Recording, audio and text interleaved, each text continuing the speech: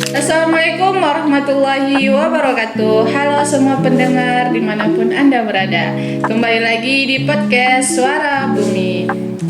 Nah, perkenalkan saya Putri Mawada Chaniago sebagai host pada hari ini. Jadi hari ini kita akan membahas topik yang sangat penting dan tentunya berat, yaitu bencana alam yang sedang melanda Sumatera.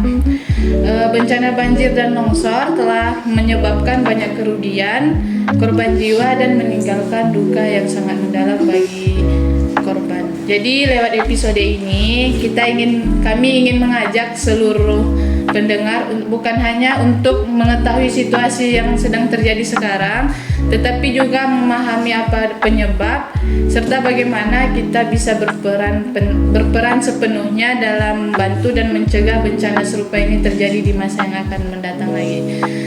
Baik, kali ini kita bersama dengan kakak kita. Bisa perkenalkan diri terlebih dahulu, Kak? Baik, perkenalkan sebelumnya Kak, saya yaitu Melda Juita dari salah satu korban yang terdampak banjir di Sumatera Barat.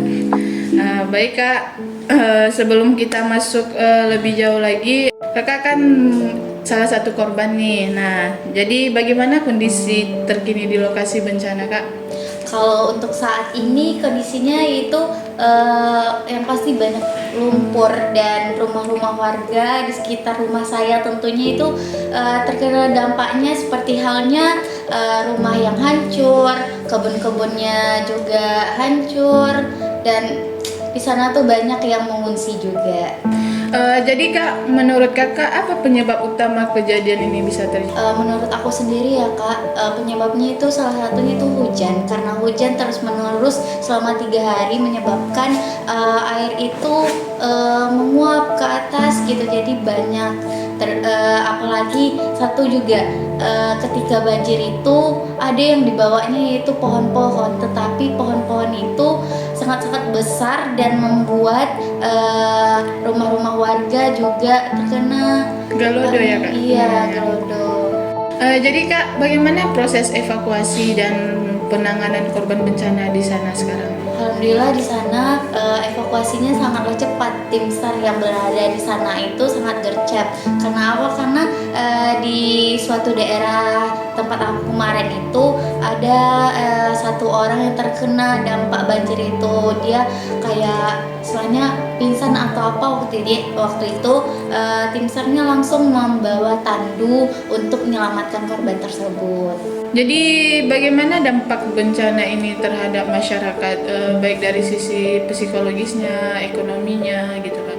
Kalau untuk ekonomi sendiri pastinya warga di sana itu terdampak yang namanya tidak bisa bekerja lagi. Otomatis daerah sana juga kebun mereka itu juga dihanyutkan oleh banjir tersebut. Jadi itu dampak di segi ekonominya. Sedangkan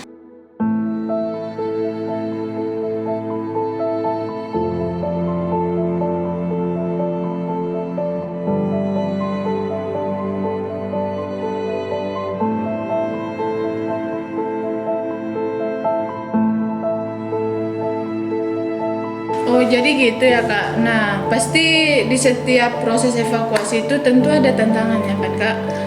Apa aja tantangan terbesar yang dihadapi di lokasi saat ini? Tantangan terbesar yang aku rasain kemarin itu pas air meluap itu kan terdampak kepada daerah-daerah penghuni warga di sana. Jadi air di dekat daerah itu udah besar, dekat-dekat rumah itu udah besar. Nah, tim SAR itu membuat yang namanya tali. Tali itu untuk kita evakuasi dari rumah ke daerah yang tidak terkena dampak banjir gitu kan. Di sanalah waktu itu kan bergantungan kepada tali. Ada beberapa 3 korban. Nah, warga di sana itu terbawa arus gitu. Itu sih tantangan terbesar. Jadi Kak, setelah bencana ini terjadi, tentu ada pembelajaran yang bisa kita petikkan dari bencana ini. Nah, menurut Kakak sendiri sebagai sekaligus korban yang merasakannya, apa pembelajaran penting yang bisa kita petik dari bencana ini? Menurut aku sendiri pelajaran yang penting itu kita harus menjaga alam. Kalau kita tidak menjaga alam, maka alamlah yang akan merusak kita sendiri gitu.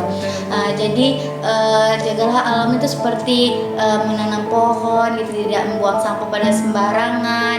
Terus satu lagi, jangan ada penebangan liar. Soalnya ketika kami lihat korban-korban ini kan ada kayu-kayu yang terlihat bukan seperti dampak banjir, tapi seperti halnya potongan dari mesin. Sepertinya ada pihak-pihak tertentu Penebangan yang liar, gitu. iya, penebang liar. Mungkin itu dari pemerintahnya atau dari pihak manapun, itu harus ditangani